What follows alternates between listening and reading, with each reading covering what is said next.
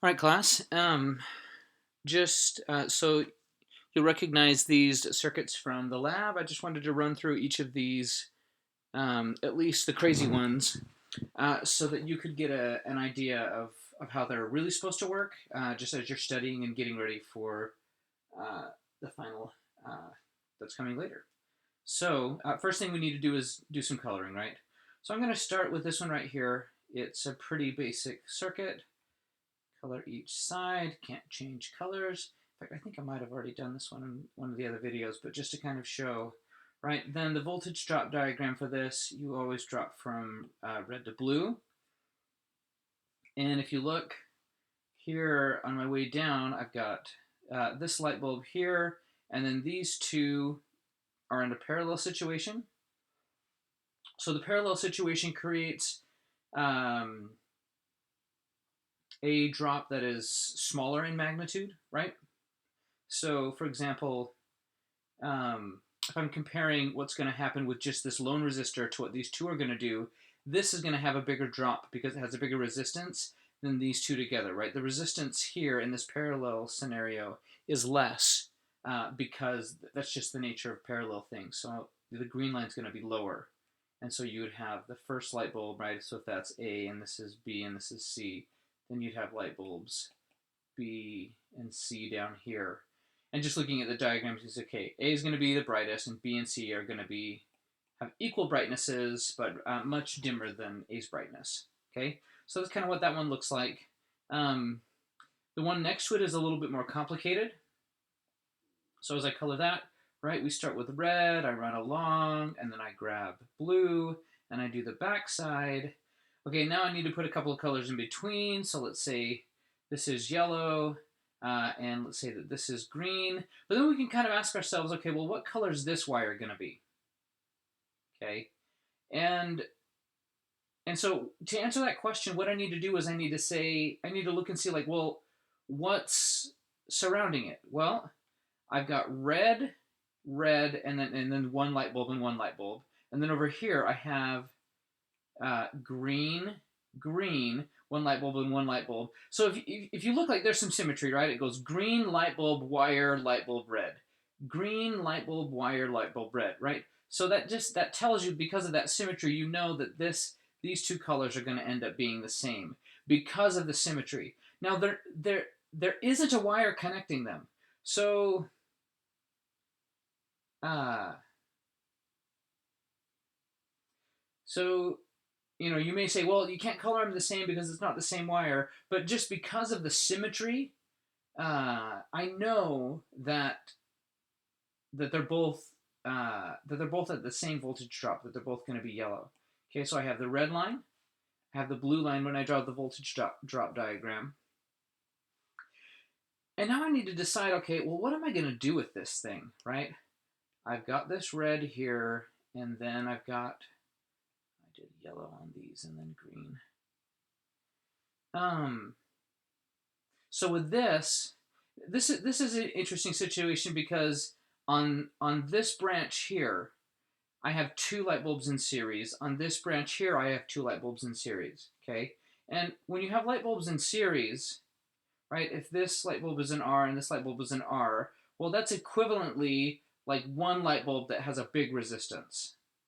Whereas if you have light bulbs that are in parallel, if this was R and this was R, that's equivalently something with like a small resistance. Okay, so in series they add up to bigger resistances. In parallel, they reduce to a smaller resistance.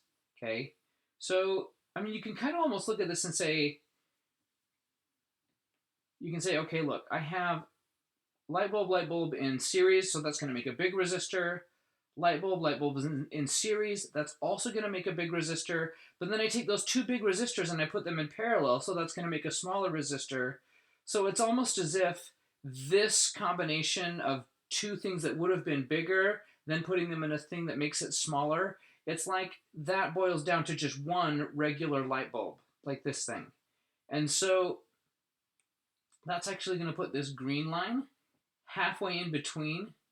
I wouldn't have expected you on like, if, for example, if this was on the final, I wouldn't have expected you to know that that green line's supposed to go exactly in the middle, and then the yellow line's going to break up that spacing as well, evenly. But then I can put in these. So if this is A, B, C, D. Oops, this is D. Then from red, I have C and D. In fact, I should even break those up because technically they're not the same. Technically, oh, hold up here. I've got all kinds of. Technically, so there's C and D, since they're technically not the same branch. This is B. Oh, wait, hold up. A, B, C, D, E. Woo. I tell you what. We're making too many videos. Okay, so there's that.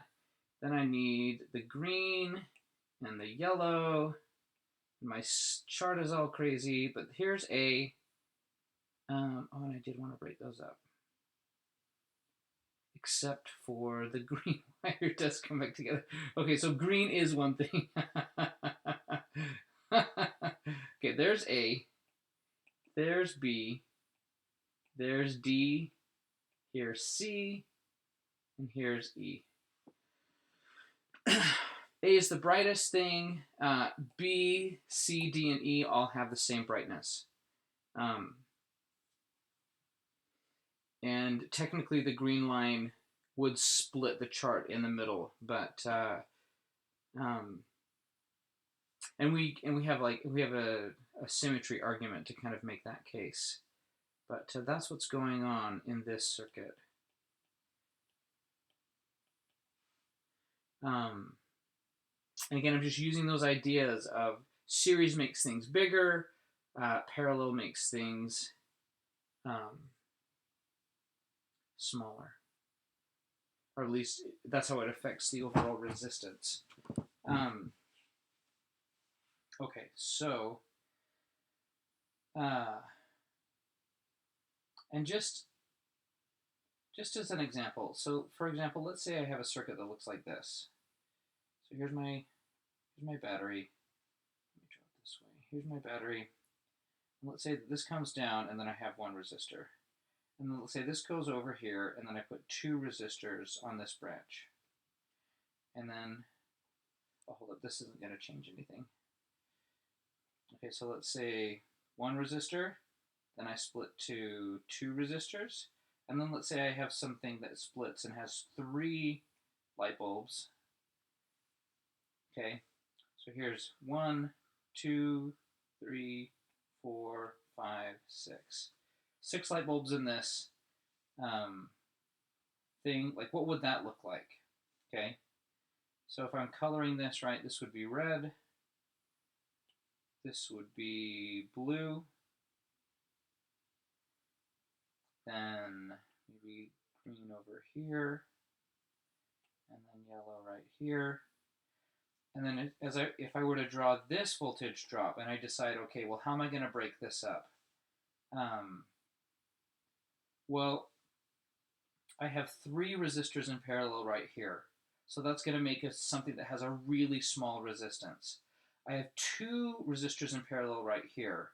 So that's going to make something with a medium-ish resistance, and then here's your normal resistance of just 1. So that means that the biggest gap has to be the red-yellow gap. And then a smaller gap has to be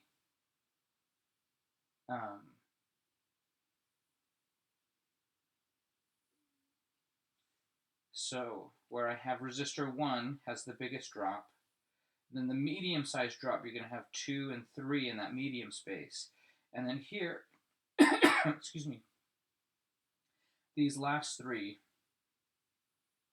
are going to have the smallest. So 1 would be the brightest, then 2 and 3, then 4, 5, and 6, right?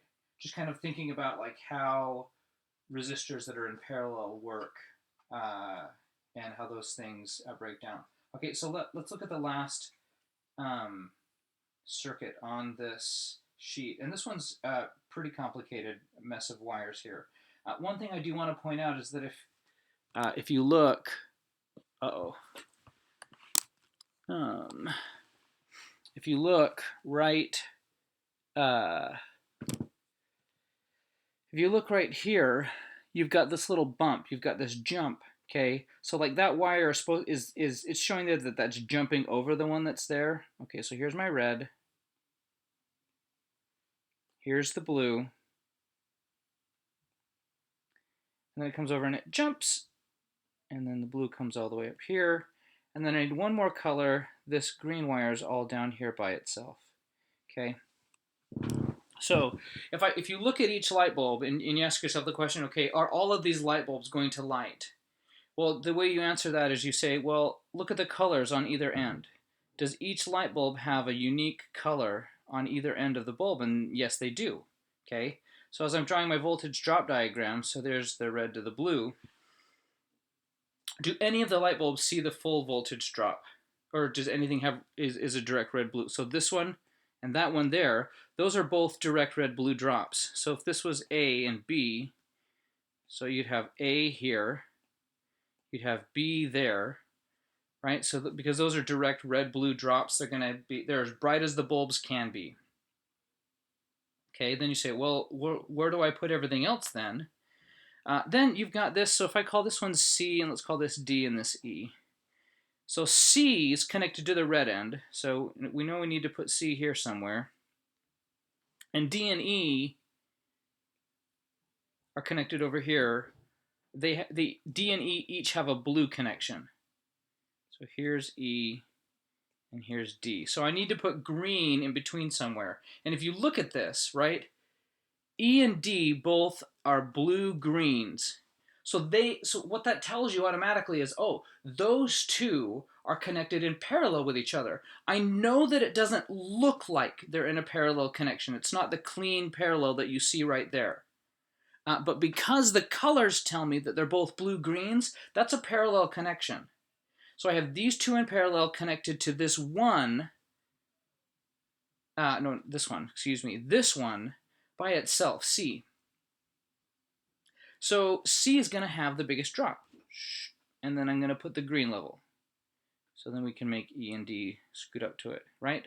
So that when I'm deciding this one, you're going to have A and B have the same brightness, as bright as anything can be, then C, then E and D for this layout, okay? And so that's how that last circuit works. Like, looking at it by itself, like, that thing looks like a horrific mess. But once you have it colored, it's really pretty easy to see if you're checking what colors are on either side of each bulb. You can tell exactly what's going on in the circuit and what things should be parallel and what things are in series. And again, just this idea of being able to color the circuit and looking at those colors, it tells you a lot about what's going on. If any of you have any questions about this or any other circuit stuff, again, make sure to get a hold of Lou or myself. And good luck with all the practice. Thanks, everybody. Bye.